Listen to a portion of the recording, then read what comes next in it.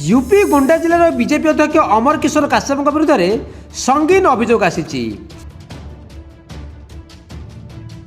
एक CCTV footage video सामना आसी जो काश्यप को जिला दलीय कार्यालय जड़े महिला सह अशोभनीय आचरण करुवा देखा। यह घटना एप्रिल 12 तारिख बोली कहुच्छी।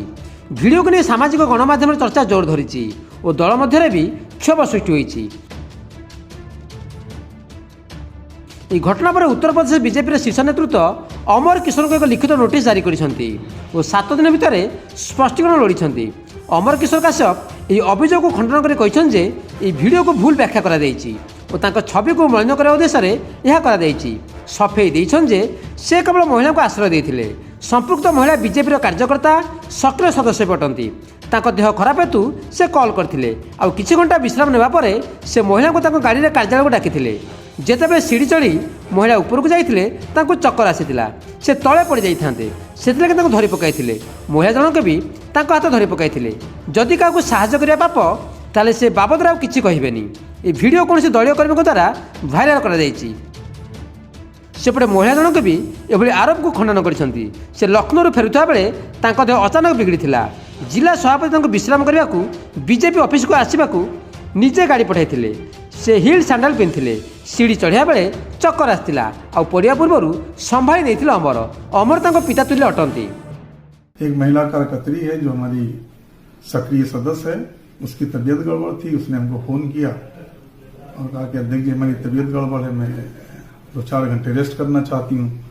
तो हम उसको अपने गाड़ी से पिक करके लाए और यहाँ पे जीने से चढ़ करके ऊपर जब आई तो उसको चक्कर आ गया। और चक्कर आया तो हमने उसको सहारा दे दिया। उसने भी मेरा हाथ पकड़ लिया और हमने उसको सहारा दे दिया कि गिर ना जाए, कहीं चोट चपेट ना जाए। इसलिए हमने सहारा उसको दिया कि कहीं उसको चोट ना जाए। तो हमारे यहाँ से वायरल हुआ, हमारे कर्मचारियों ने वायरल किया है।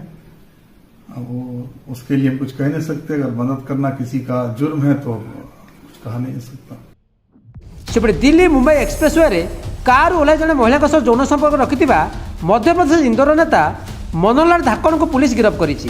यार वीडियो भाइराल होइतिला। मनोहर बीजेपी नेता बोली कहुच्छी। बीजेपी किंतु कहितिला वीडियो थिबा व्यक्ति दलर प्राथमिक सदस्य नुहंती। अभियुक्त मनोहर पत्नी बीजेपी समर्थित जिला पंचायत सदस्य अछंती।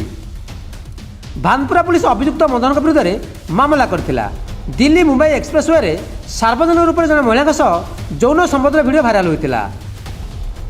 कार नंबर भी सीसीटीवी स्पष्ट देखा जाउतिला, जार नंबर MP14CC 4782 अटे।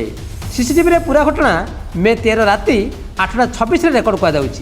एभली अश्लील कृत्य पर धाकड़ महासभार राष्ट्रमंत्री थिबा मनोहर को पदर हटाई दिया। एभली कांड पर मनोहर गायब हो जाते। शेष गिरफ्त करने सह संपूर्ण महिला को ठाब करने को तनाघना जारी रही। मध्यप्रदेश आउ जड़े बीजेपी नेता लक्ष्मी नारायण यादव विवाद में फंसी। मे 23 राति निजर 8 ରୁ 10 समर्थक सह आसी मारपिट कर घरर महिला को माड़ मारी पुओ को घर भर घोषाड़ी नहीं तार वीडियो भाइराल होती। महिला गुहारी लगाई सुधा कई शुणी नथिले। अशोकनगर बीजेपी जिला अध्यक्ष अशोक तिवारी मारपिट वीडियो सामना को आसा पर नोटिस जारी कर जवाब नदेले एकपाखिया कारण शुणव बोली चेताई दी जाइछि। ब्यूरो इनपुट सह शुभदर्शिनी और प्रदीप नायक रिपोर्ट, नक्षत्र न्यूज।